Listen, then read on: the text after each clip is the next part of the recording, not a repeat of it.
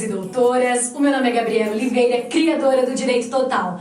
E hoje eu vou fazer aqui com vocês um bate-papo mesmo, um bate-bola, sobre os efeitos do coronavírus, vulgo Covid-19, tanto na economia interna, né, na economia brasileira, como na economia global, e é claro, os efeitos jurídicos das principais medidas provisórias editadas e os seus reflexos no nosso direito processual aí do trabalho, na nossa consolidação dos trabalhos e também na Constituição Federal. É claro, sempre visando e tentando entender se houve o ferimento à Constituição Federal, há necessidade de um controle de constitucionalidade ou não. Então esses são alguns assuntos que eu vou discutir aqui hoje com vocês.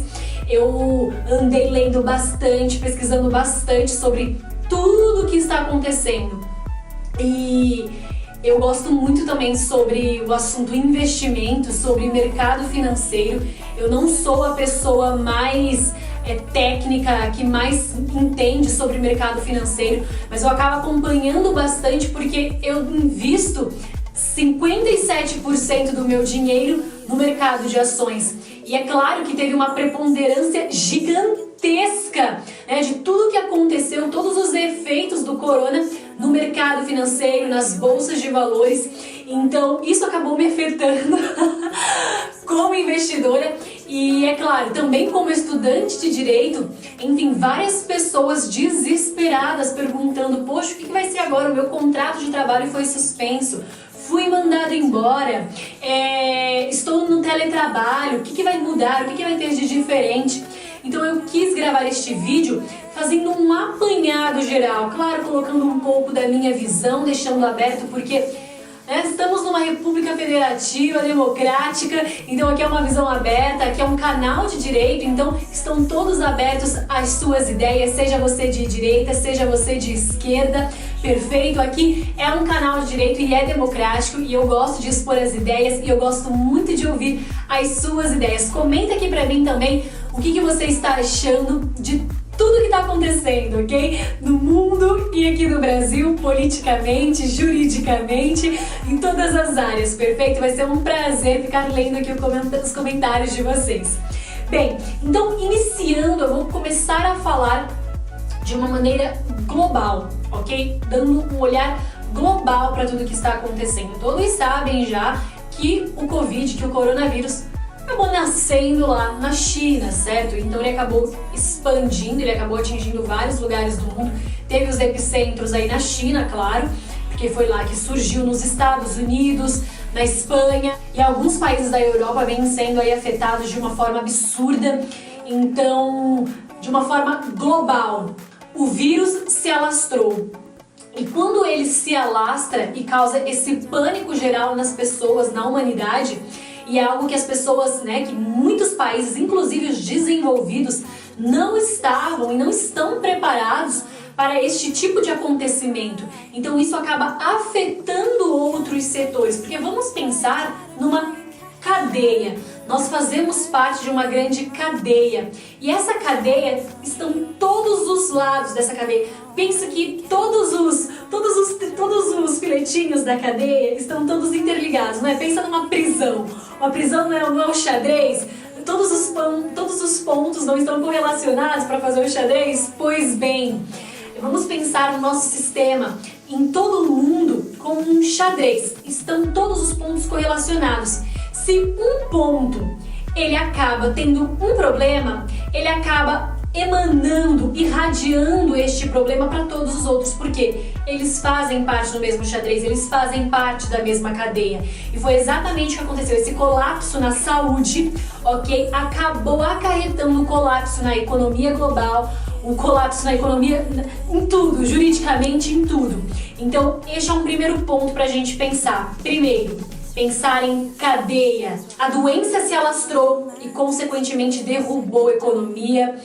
Tivemos que adotar várias medidas provisórias, que tiveram aí várias nuances e várias discussões. Mas falando um pouco mais aí sobre economia, para vocês terem uma ideia, o PIB chinês, que é o Produto Interno Bruto, só nesse primeiro trimestre, com a propagação da doença, ele recuou 3%. E quais são os efeitos, pessoal, de uma de uma crise tamanha como essa. Vocês podem ter certeza, alguns economistas já estão falando que já estamos em recessão. Pós-recessão, o que vem bastante? Vem muitos desempregos. Por quê?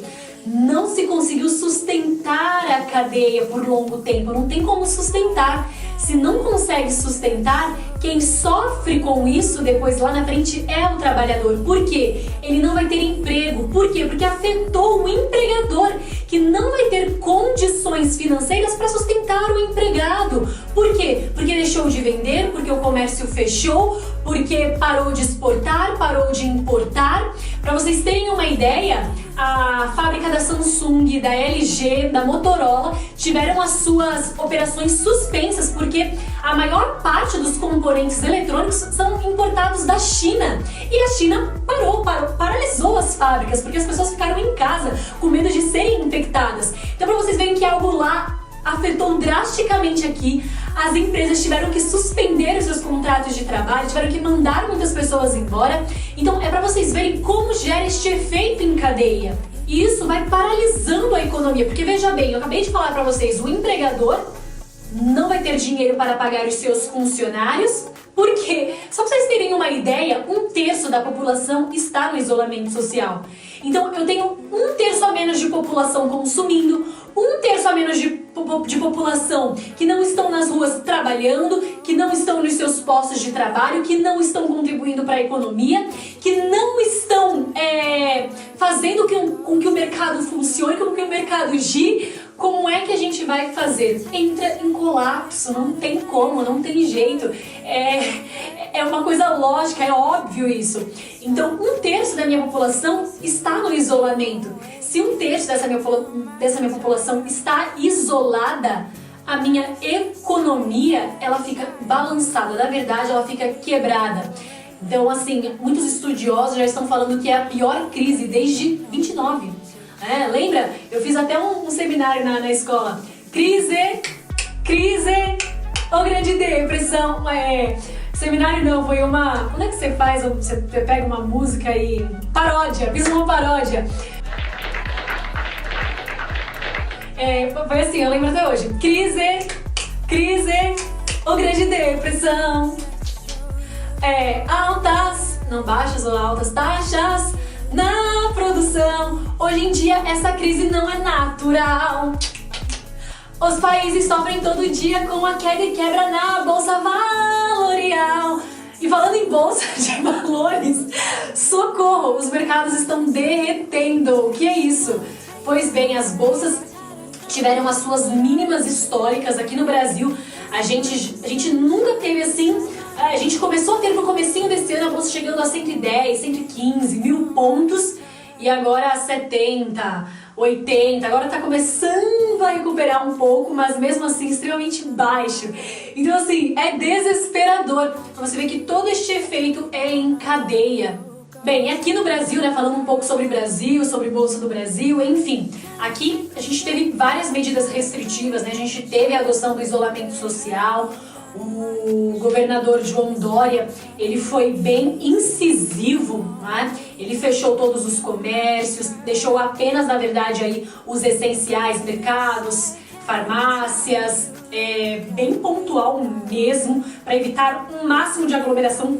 A gente teve as aulas suspensas, eu estou sem ir para a faculdade mais de um mês, escolas, tudo paralisou, estão todos em casa. E por quê? Qual é a lógica que eles estão usando, A OMS falou, olha, a gente tem alguns picos, da proliferação do vírus. Então, para que a gente evite chegar a alcançar este pico, vamos manter as pessoas isoladas, porque isoladas a gente diminui o número de pessoas contagiadas, a gente diminui o número de pessoas contaminadas. E diminuindo o número de pessoas contaminadas, a saúde, os postos, os hospitais vão dar conta de ter os aparelhos de respiratórios, eu acredito que seja, os aparelhos respiratórios para todo mundo, para dar conta, porque senão vai entrar em colapso o sistema de saúde, porque não vai conseguir atender todo mundo, aí vai ter que fazer aquilo de acepção, né? Vai ter que excluir idosos, ou seja, os idosos vão ser colocados para a morte, porque não, eles vão dar preferência para quem? Sempre para os mais novos, né? Para quem tem menos idade. Muita gente teve viagem adiada, viagem cancelada. E aqui no Brasil a gente teve assim uma paralisação generalizada. O pessoal vestiu a camisa, as pessoas estão conscientizadas sobre toda a doença. Então acredito que a gente aqui esteja muito bem informado, né? A gente está recebendo um aparato muito bom. E eu digo isso em questão de informações, tá? Questões jurídicas e econômicas são outros pontos distintos. Eu acho que é algo a gente sempre separar aqui todas as ideias. Bem, o que eu queria mais comentar com vocês, algo que eu achei super impactante do corona também, até as Olimpíadas em Pequim foram adiadas para 2021, para vocês terem uma ideia do quão preocupados eles estão com a proliferação da doença. E detalhe, a gente não tem vacina ainda, né? Então, estamos nas torcidas, com certeza, mas ainda não tem. Então, enquanto não sai, isolamento social total. E todo esse isolamento, né, a OMC, que é a Organização Mundial do Comércio, ela prevê que este ano de 2020 o PIB vai retrair 3%, mas é o PIB mundial. O mundo inteiro vai sofrer, né, um proporcional aí de 3%. Gente, é muita coisa. Esse ano de 2020, né, tô vendo vários memes. 2019, desculpa, volta aqui. 2020, esse acontecimento, ele infelizmente, ele tomou proporções assim gigantescas, mas eu acredito que em meados de setembro a gente consiga ver melhoras, tanto na questão econômica como na questão, melhoras assim, a gente voltar aos nossos postos de trabalho. Mas de uma maneira geral, essa recessão ela acaba perdurando por um tempo, ela se alastra por um pouco mais de tempo até que tudo se recupere. Porque para vocês terem uma ideia, a Organização de Desenvolvimento Econômico ela estima que assim, a cada um mês de isolamento, retrai 2 pontos no PIB. Então para vocês terem uma ideia, há quanto tempo nós já estamos isolados? Já vai para o segundo mês, já são 4 pontos no PIB. Então, para vocês verem como vai afetar a economia de uma maneira geral. O FMI emitiu um relatório que depois eu posso até deixar aqui nos comentários para vocês, na descrição, o link para vocês analisarem, que os países desenvolvidos vão ter um recuo na economia, né, no desenvolvimento de 6,1%, enquanto nos países emergentes, por exemplo, o Brasil, vai ter uma retração aí de 1%. E por que um vai ter uma retração tão grande, o outro, né, bem menor, 5 vezes menor, 6 vezes menor? Porque o país desenvolvido, ele consome muito mais. Então ele está deixando de consumir. Logo, quando ele está deixando de consumir em massa, ele vai ter um recuo maior, percebe? Como nós estamos em desenvolvimento, nosso consumo não é tão grande, apesar da gente consumir bastante, mas no desenvolvido se consome muito mais. Então aqui vai ser de 1%, tá? Segundo esse relatório, eu vou postar aqui para vocês, que eu acho super importante também, para que vocês estejam a par. Bem, voltando um pouco do que eu falei para vocês bem no começo do vídeo, sobre a cadeia, aqui no Brasil, eu não sei se vocês sabem, mas 30% do que a gente exporta é para a China. E os nossos escritórios fecharam aqui, tá tudo fechado. Então, consequentemente, as nossas exportações pararam, não tá exportando mais. Então, a retração que a gente está tendo aqui, por mais que seja de 1% esse recuo, ele é um recuo gigantesco e as consequências serão muito árduas. E todas essas consequências árduas, elas estão pesadamente, né? Acertou, miserável! Mas eu posso falar pesadamente, mas estão de uma forma muito pesada relacionada com o nosso mercado de capitais. E o mercado de capitais é aquilo que eu falei pra vocês, é a bolsa de valores. E eu fiquei, assim, assustada quando eu vi. A minha carteira chegou a bater menos 37%. Menos 37%. Eu não tinha muito investimentos em tesouro, em renda fixa. A maioria era ações FIA, que é Fundo de Investimento Acionário, e FIM, que é o Fundo de Investimento Multimercado. Então todos eles trabalhando com renda variável. Então pensa como minha carteira ficou tudo vermelho, ficou realmente sangrando, né, como eles costumam brincar. Eu fiquei assustada, mas como o meu pensamento, e eu creio muito nas empresas que eu investi, eu conheço as empresas que eu investi, que eu coloquei o meu dinheiro, os fundos que eu entreguei, eu conheço os gestores, conheço sim, né? Vejo os relatórios, leio as lâminas. Então eu fiquei tranquila neste aspecto, tanto também porque é um dinheiro que eu não quero mexer agora. É algo que eu sempre penso, poxa, eu quero ser investidora a vida toda. Então eu fiquei assustada, porém a minha mente blindada, no seguinte sentido: a crise vai passar. E quando ela passar, o mercado ele retoma, e retomando eu vou ter tudo que eu ganhei, né? No começo de janeiro, que tava lá vários mil pontos a bolsa, eu recupero. E aí agora, isso foi muito bom, né? Eu não tô reclamando, não vi que foi ruim, porque eu criei uma mentalidade tipo assim, legal, eu não posso ter tudo em renda variável, porque na época eu tava com 70%, quase 80% em renda variável. Então eu comecei claro, meu salário, tudo que eu ganhava, enfim, todos os trabalhos que eu fui fazendo, eu fui aportando um seguido do outro em renda fixa. É claro que eu aproveitei, não resisti, eu comprei muito ainda em ações. Eu cheguei a comprar de ações uma paulada ainda, aproveitando o mercado. Eu comprei muitas ações aí em fevereiro, bem naquela semana que teve os Securities Breaks, então eu comprei bastante naquela semana. Não imaginava que fosse cair tanto mais, enfim, caiu, despencou. Aproveitei a primeira semana do Security Break, comprei algumas ações, mas depois eu só comprei ativos que fossem de menos risco. Comprei muito tesouro e cheguei a comprar muito também fundos, né? Comprei o BCFF11, comprei HGLG, comprei o QNR11 também. Então eu comprei alguns ativos e agora a carteira rebalanceei para poder dar conta de toda a crise, né? Conseguir dar uma equilibrada.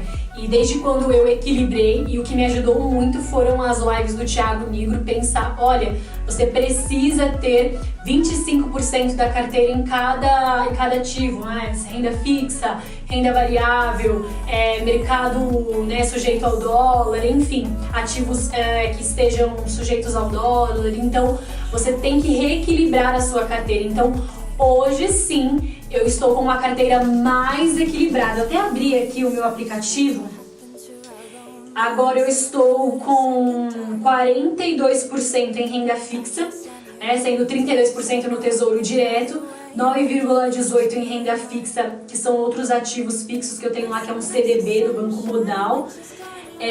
Fundos, eu tenho que é o fundo imobiliário, que é o QNE, eu tenho o BCFF11, tem os outros fundos que eu falei para vocês, eu tenho o TAGOS, que é o Fundo de Investimento Acionário, e de ações eu tenho 53,21% ainda, porque na época, logo em janeiro, eu estava com 80% em ações, eu estava assim, muito forte em ações mesmo, e aí foi o momento da crise que eu percebi, não, tá errado, eu preciso equilibrar isso daqui. E agora a carteira, depois que eu reequilibrei, tá menos 7,51%. Gente, tava menos 38, quase 38, menos 38%.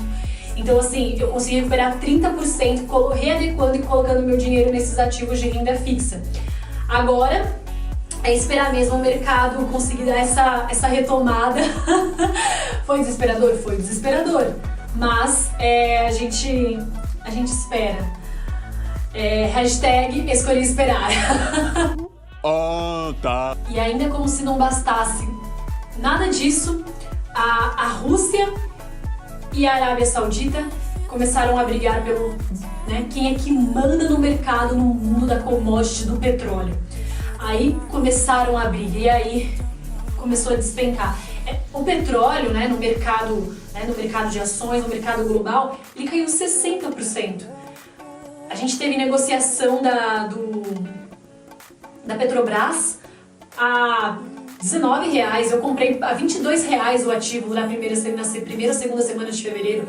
Então derrubou muito o preço do ativo, muito o preço da commodity, porque eles tiveram essa briga. Tanto que o preço do barril de petróleo estava custando $25, $20. É muito pouco, porque fica nessa briga. Então, se há uma briga, eles acabam derrubando o preço para disputar o mercado, né? Quem é que manda aqui, quem é que vai sair fortalecido. Então, a briga desse jeito, para piorar todo o cenário, eles resolveram iniciar esse embate de quem manda aí na commodity. Então, o que a Arábia Saudita fez? Ela, não, eu quero aumentar minha produção e diminuir o custo. E aí eles entraram nesse embate. Não, eu não concordo, a Rússia, né, eu não concordo com isso. E aí começou tudo que vocês já sabem que eu acabei de falar. Não vou entrar muito nesse embate, porque senão ia ficar muita economia. E agora eu preciso falar com vocês sobre direito, sobre o jurídico, né, de tudo isso que está acontecendo,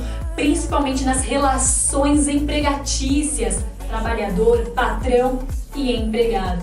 Bem, hoje eu li as duas medidas provisórias, 927 e 936. Bem, ambas as medidas, elas visaram aí alternativas, ok? Para tentar se flexibilizar diante do corona, diante de tudo que nós estamos enfrentando, tudo que eu já passei aqui pincelado para vocês.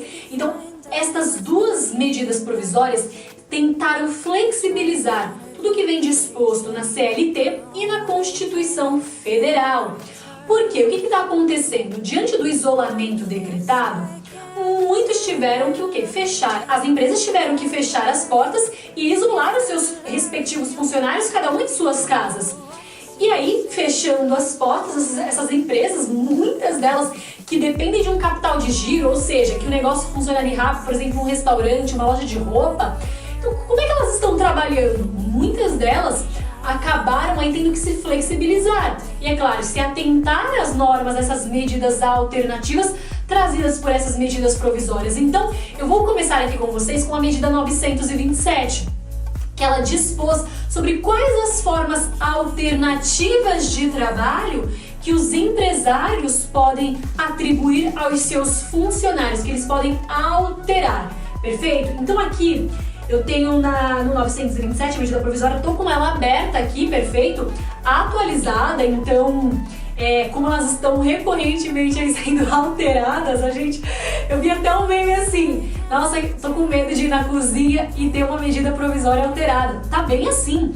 Por quê? Flexibilizou. Não foi ruim, foi inconstitucional. Vai ferir tal coisa. Ai, muda de novo. Ou, não gostou, não sei o quê. Muda de novo. Não, foi contra, não sei o quê. Muda de novo. Sindicato, não sei. Muda de novo. Então, assim, as medidas provisórias, que são editadas pelo presidente da República, claro, que são submetidas ao Congresso Nacional, conforme o mando do artigo 62 da Constituição Federal. Pessoal, todas essas medidas, elas obedecem um trâmite. Então, para que elas tenham este trâmite, para que elas sejam postas aqui para nós, leva-se um custo muito alto. Então eu fico pensando, cada medida, meu Deus. Mas vamos lá. Eu quero chamar a atenção de vocês aqui para o artigo 3º, que ele vai dispor sobre as novas formas de trabalho aí, tendo em vista o que foi decretado, tá bom? Estado de calamidade pública, tá bom? Inclusive a medida 927, ela fala, foi decretado estado de calamidade pública, reconhecido pelo ministro da Saúde, né, que na época era o Luiz Henrique Mandetta. Eu esqueci o sobrenome dele. Acho que é Mandetta, né? E foi mandado embora, inclusive, né, o bendito do homem agora, enfim. Tem essa questão política ainda que está dando nos nervos aí de muitos, né? Mas eu não vou me atentar nisso não agora. Eu vou falar mais pra frente sobre o que eu tô achando de todo esse embate. Inclusive, João Dória, todos eles, Bolsonaro, enfim, acho que é importante eu dar essa pontuada aí no final. Mas enfim, eu quero me atentar aqui ao artigo 3º, e eu quero muito que você abra ele aí. Estou gravando este vídeo agora, dia 18, dia 19, né? Porque agora já são 00:15. E ele fala assim, que vai ser que os empregadores vão poder instituir as seguintes medidas. O teletrabalho, nada mais é do que o home office, tá, galera? A antecipação de férias individuais, concessão de férias coletivas, aproveitamento e a antecipação de feriados, banco de horas, suspensão de exigências administrativas em segurança e saúde do trabalho, o direcionamento do trabalhador para a qualificação, essa daqui já foi revogada, inclusive. O diferimento do recolhimento do FGTS. O diferimento nada mais é do que um adiamento, tá? Ou seja, foi suspenso o pagamento do FGTS pelos 3 próximos meses. O empregador ele vai poder depositar isso daí mais pra frente, parcelado em até 6 vezes, contado aí a partir de julho. Então, o seu FGTS você não vai receber nesses 3 primeiros meses o depósito lá na sua conta, que até recebe a mensagem por celular, né? Se você tem cadastrado, não vai receber. Por quê? Porque eles estão querendo ajudar todos os lados, né, pessoal? Eles estão querendo ajudar tanto o empresário, olha, pode deixar de recolher agora, você pode pagar o seu funcionário, o FGTS dele parcelado, como também tentando ajudar os funcionários. Por quê?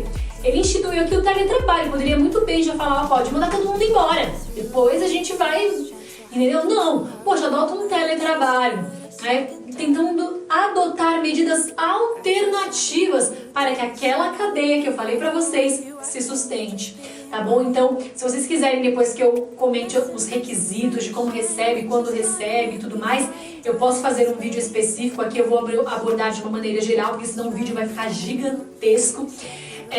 Mas algo também que eu quero chamar a atenção de vocês para a MP 927 é a questão da constitucionalidade ou inconstitucionalidade.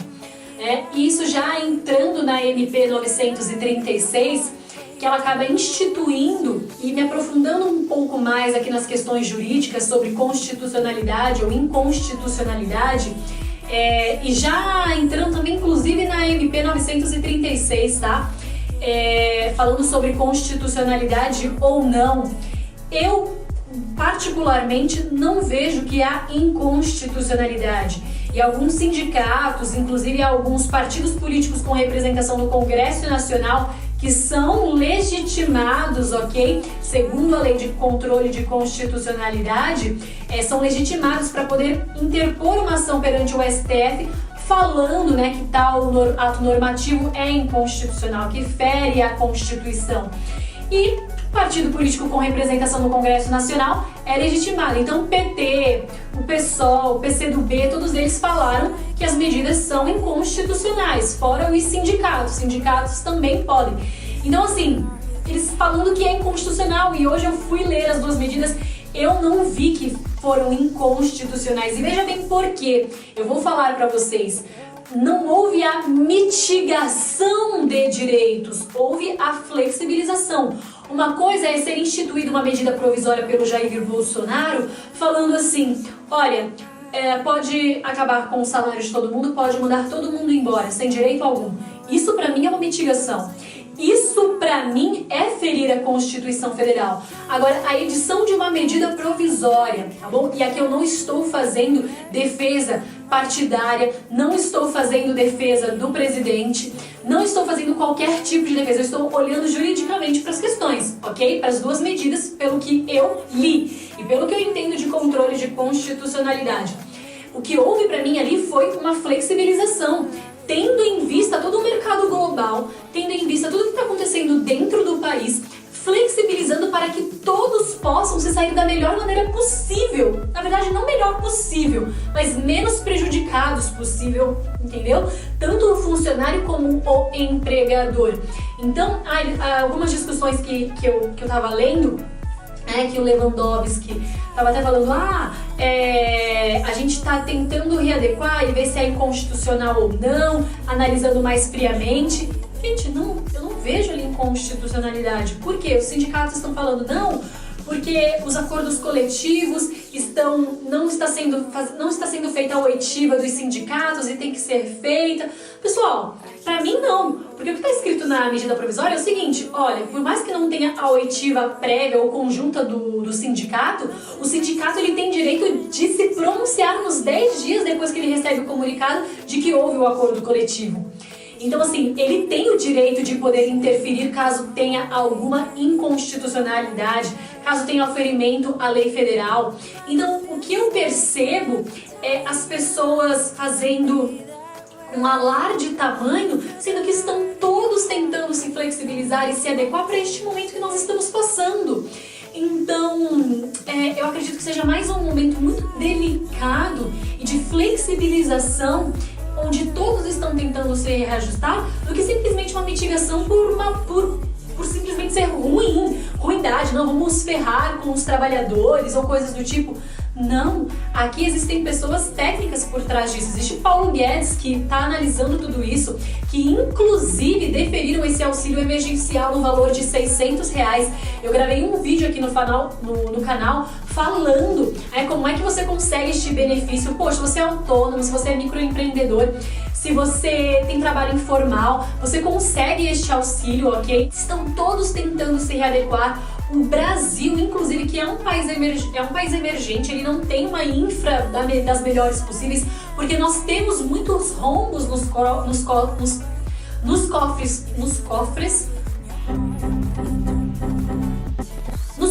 públicos. A gente tem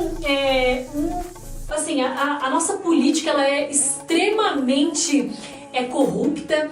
Então, nós somos um dos países mais corruptos do mundo. Eu não sei se vocês sabem disso. Teve uma reportagem na BBC Internacional falando sobre. Então, terrível. Então, a maioria do nosso dinheiro, a gente não sabe para onde vai. Muitas contas da Suíça, imagino eu. Mas não vou entrar nesse mérito também. Mas o que eu quero dizer para vocês é este olhar, que eu não vejo a inconstitucionalidade. E aqui, como esse canal ele é democrático, deixa aqui nos comentários pra mim, Gabi, eu acho que é inconstitucional por conta disso. Eu vou falar, olha doutora, bacana a sua ideia, vamos pontuar. Entra lá no grupo de estudos do WhatsApp e a gente discute. Eu tenho 2 grupos no WhatsApp. Se você quiser fazer parte, clica no link da minha bio. Será um prazer ter você lá e a gente discute bastante. Fora que é meme o dia inteiro. Figurinha, então, é o que mais tem. Então, eu acredito que de uma maneira geral, a gente deve olhar para essas flexibilizações, para essas medidas provisórias, como flexibilizações e não como mitigações, perfeito? Agora, se você foi suspenso, você teve o seu contrato de trabalho suspenso, ou se você teve a sua jornada de horário reduzida e, consequentemente, o seu salário reduzido, você tem direito? Tem direito ao benefício também. Então, fiquem tranquilos, nós vamos passar por essa crise. Este momento é só um momento de adequação, perfeito? Para que todos nós possamos sair de maneira menos prejudicada possível, ok? E é claro, existem algumas regras de porcentagem de desconto, tudo isso é tabelado na lei. Então eu vou deixar inclusive aqui atualizado para vocês no site do Planalto as 2 medidas que são as medidas principais para que vocês possam estar sempre atualizados, perfeito? Bem, pessoal, muitíssimo obrigada, fico super feliz de ter aqui exposto as minhas ideias, um aparato geral de tudo que está acontecendo no mundo. É claro que eu sou uma pessoa que eu sou crítica, mas ao mesmo tempo que eu sou crítica, eu gosto de entender os 2 lados e eu acredito que a gente deve se colocar nessa posição, porque como futuros advogados, a gente vai estar tanto do lado de um empregador como do lado de um funcionário e eu acredito que seja importantíssimo que nós façamos essa análise geral. E é claro, vocês viram como eu parti do geral, método dedutivo, do geral para o individual, do que simplesmente eu chegar aqui e fazer tudo de método indutivo, ou seja, partindo do individual para o geral. Olha, pessoal, é isso, é o que eu acho, é isso. Não, olhei para a economia, olhei para o modo geral, olhei para o global, para depois trazer para o Brasil, para depois inclusive trazer e comentar um pouquinho sobre essas medidas provisórias. Eu espero que vocês tenham gostado. Deixe aqui nos comentários para mim a sua opinião, porque é muito importante. E eu acredito que nós somos o futuro do país.